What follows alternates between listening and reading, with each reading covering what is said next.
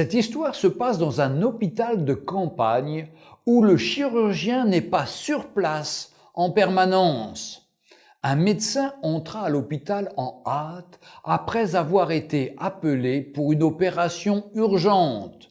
Il répondit à l'appel, changea rapidement ses vêtements et alla directement au bloc opératoire. Là, il trouva le père du garçon qui faisait les 100 pas dans le hall.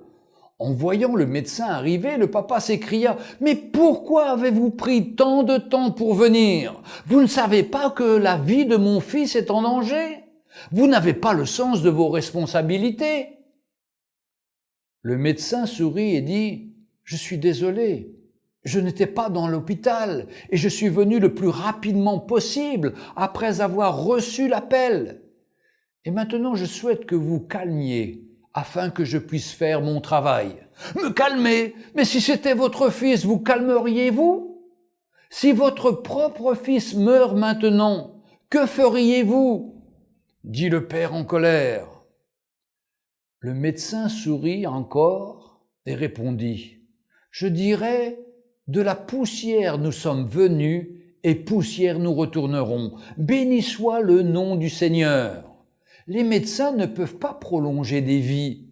Allez et priez pour votre fils. Nous ferons de notre mieux par la grâce de Dieu. » « Oh, c'est facile de donner un conseil quand on n'est pas concerné, » murmura le père.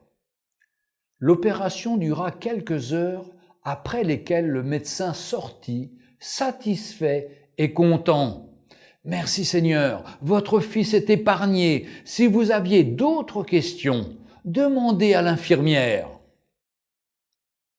Une fois le médecin parti, le père dit à l'infirmière « Pourquoi est-il si arrogant ? Il ne pouvait pas attendre quelques minutes pour me parler de l'état de mon fils ?»